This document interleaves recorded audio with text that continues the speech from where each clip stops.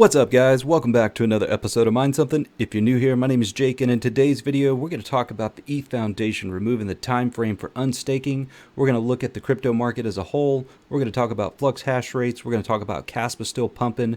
We're going to take a look at what I'm currently solo mining, and lastly we're going to talk about the 4080 being released. But before we get into it, I want to remind you that we are currently running a contest right now for the Caspa Hashrate giveaway. That's right, I'm going to dedicate 100% of my farm to mine towards your Caspa address, and all you need to do is join the Discord and then go down to the 100k views giveaway and then post a screenshot of where you have either shared the channel or shared a video on social media. You can also take a screenshot of hitting the notification bell to notify you anytime that I post a new video.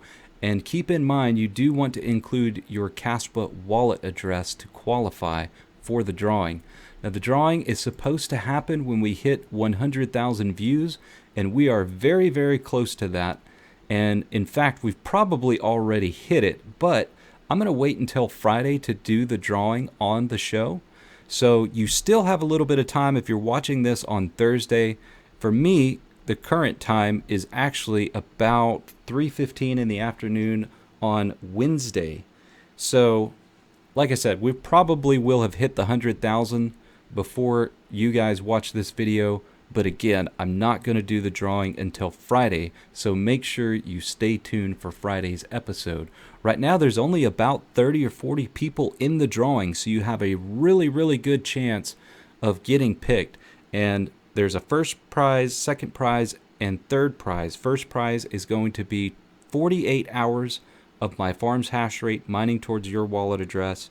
Second place is going to be 24 hours, and third place is going to be my largest rig for 24 hours mining to your Caspa wallet address. So be sure and join the Discord and post that picture as well as your wallet address.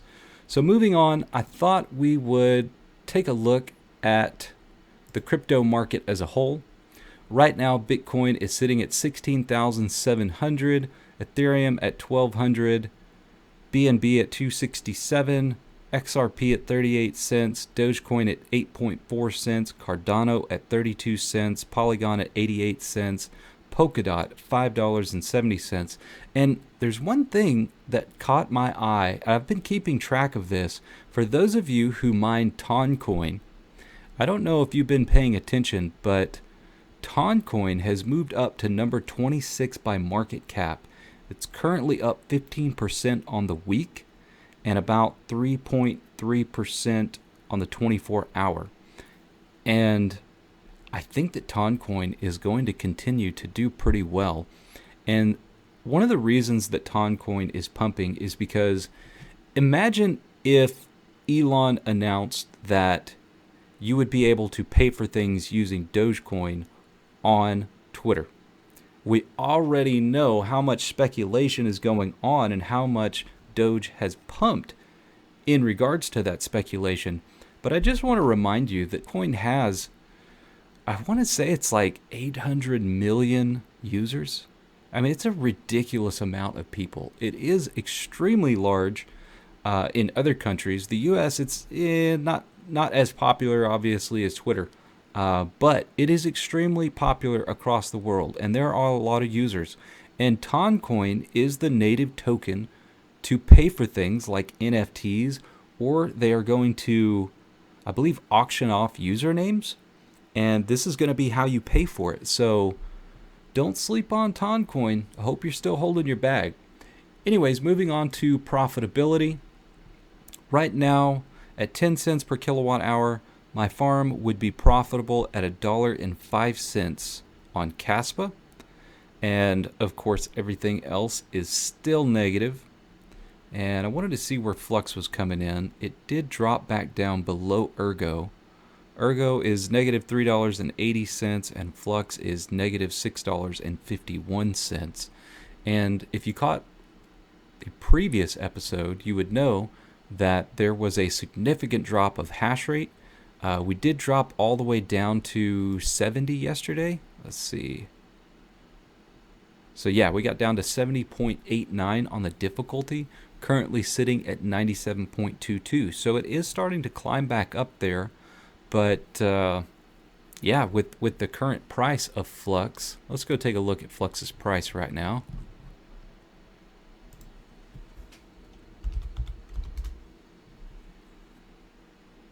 Possibly, if my internet will work. Sorry for the delay, guys. I don't know what's going on here. Seems like my internet's been giving me trouble today. I noticed that Best Buy's website took an extremely long time to load. And yeah, looks like I'm having some issues here. There we go. Okay, so Flux is coming in at 45.9 cents, up 4.3% on the day. Let's take a look at the weekly. Let's try the monthly. Okay, so yeah, we were pretty far down there at about 43 cents, and it's doing okay. Let's take a look at the entire chart.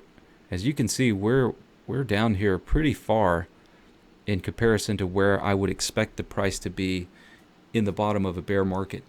And hopefully Flux can recover. I have a sneaking suspicion that we're going to get some really good news in January for Flux. So now may be an excellent time to accumulate, not financial advice.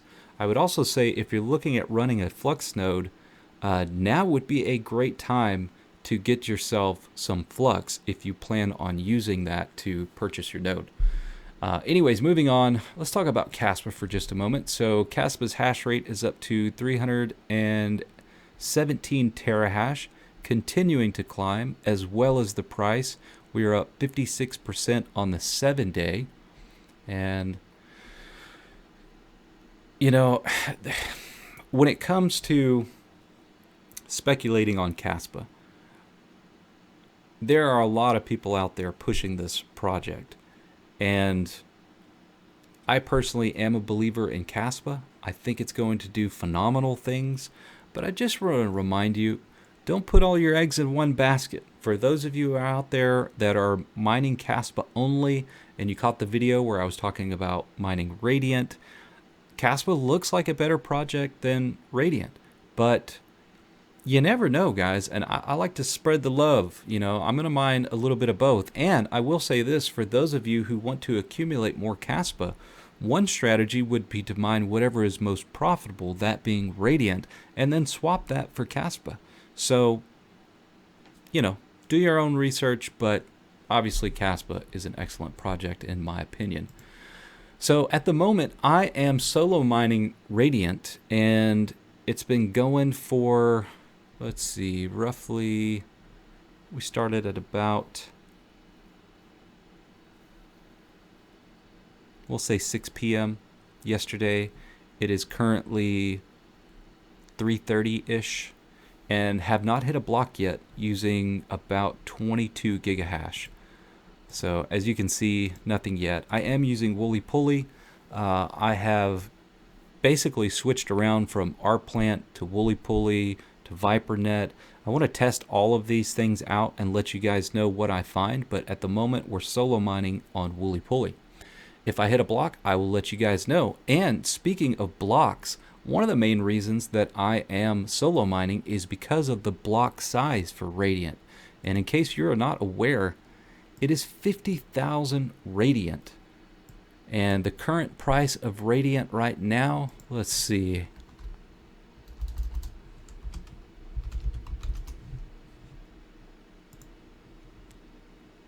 So Radiant's coming in at 0.00088 cents. And it's up 12.6% on the 24-hour chart. Now there's not a whole lot of volume on Radiant, but let's do some quick math real quick. So we'll just say 0.0009. Pull up an online calculator. Times 50,000 Radiant will be $45. So if I can hit a solo block within 24 hours, that would be fantastic. As long as I hit a solo block in less than 3.8 days, then I'm doing better than I would if I was on PPLNS. So I'm going to continue to solo mine until I hit a block, and I will let you guys know how long it took me. Anyways, taking a look at the farm real quick. Somebody made a comment on my Caspa overclock settings saying that getting 465 mega hash at 63 watts was impossible. But if you'll go back to my Caspa hash rate video, you'll see that it is very possible, and I'm using very similar overclocks mining Radiant. And on my 3070 Ti rig, we're coming in at 706 mega hash at roughly 60 watts. We got anywhere from 57 to 66, depending on your silicone lottery. And we'll go ahead and launch the Hive shell so that you can see what kind of efficiency that numbers those are. Now, take this with a grain of salt. This is not power at the wall. This is power in software. However, this is NVIDIA cards, so the discrepancy between at the wall and in software is not nearly as bad as it is on AMD cards. So there may be about a 5% variance here. Let's go ahead and pull up the Hive shell real quick.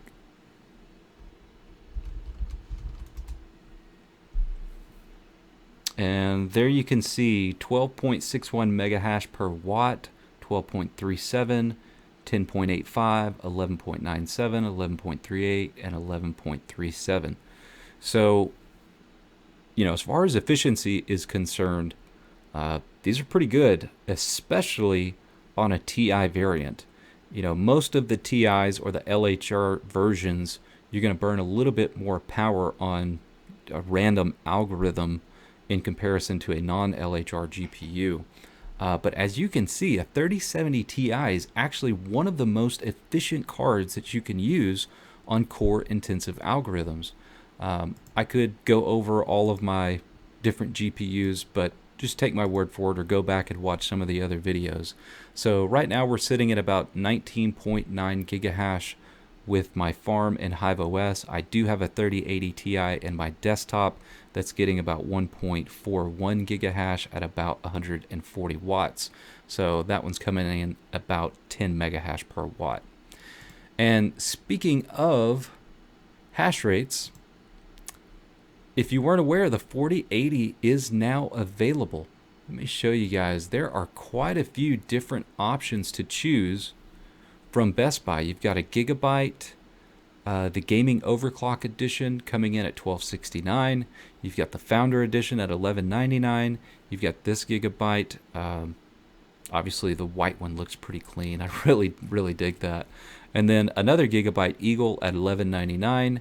You've got the MSI version at $1249. You've got another MSI version at $1309. And it looks like we've got an Asus, actually two Asus, another gigabyte, the Master, and yeah, I think, oh yeah, we got a PNY as well. But yeah, 4080s are available now for purchase. It looks like the only one that's sold out is the Asus version. Oh no, I'm sorry.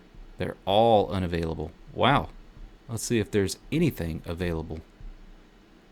You got one of the Asus is available, one of the gigabytes, two of the gigabytes. So yeah, there are still some available at the time of recording. Earlier when I was looking at this, I think all of them were available, but I'm not purchasing a 4080 at $1,200. I think that's just completely ridiculous and robbery on NVIDIA's part. And if you caught the video yesterday, you would know that NVIDIA's in a lawsuit right now over the 16-pin connector. And I did watch a video. I can't remember. It wasn't Jay's 2 cents. It was the other guys. Forgive me, I can't remember. But they did a lot of different testing, and they did discover that it looks like it's a failure on the installer's part of not plugging in the connector all the way. And that's a failure on NVIDIA's part for not making a connector that gives you some type of haptic feedback or an audible click to let you know that that thing is 100% inserted. So, you know, as far as NVIDIA having to pay up, it's on them. But for you guys out there with these cards, make sure that you plug that thing in 100% so that you don't run into these issues. Anyway, talking about the 4080 and hash rates, looks like NiceHash is speculating what the hash rate could possibly be. And it says the 3080 was between 90 to 110 mega hash. I never got a 3080 to 110 mega hash, maybe 101, 102, but never really exceeded 104 mega hash. And it says November 14th update, we can confirm that the speed of the RTX 4080 is around 80 mega hash. We are not sure what overclocks, if any, were used to achieve this speed. And because there are a lot of new subscribers on the channel, there's something that I wanted to go over one more time. Now, this spreadsheet that I'm going to show you was created out of what I would consider a need to describe your farm size without using Ethereum hash rate to do so.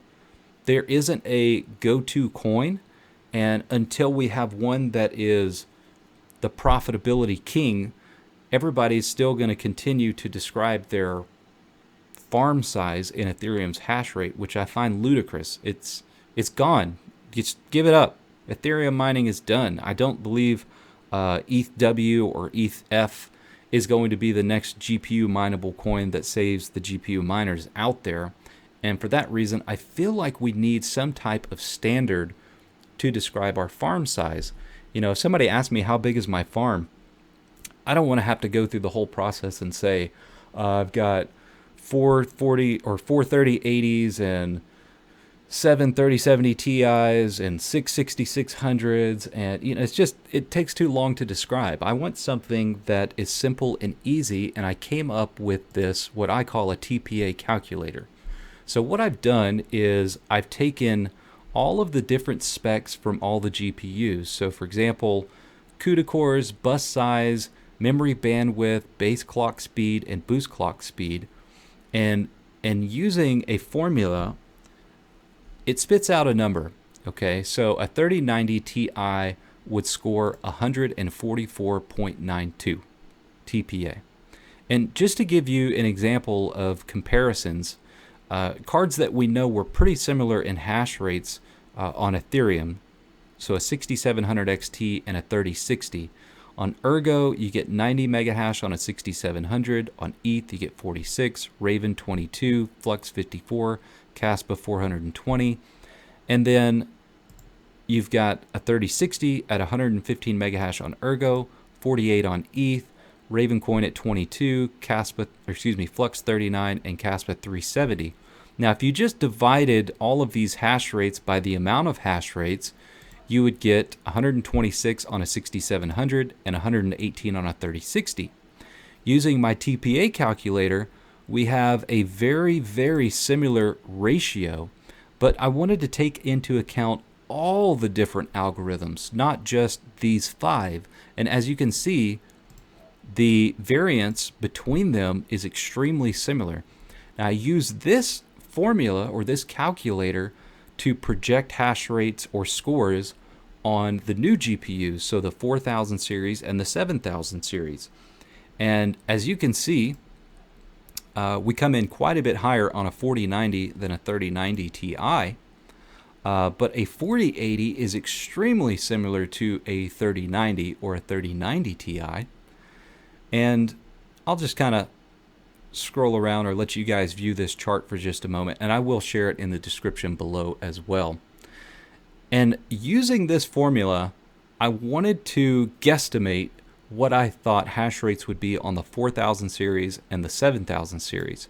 So here is this spreadsheet, and using this formula, I was able to predict hash rates on cards that we already know the hash rates on.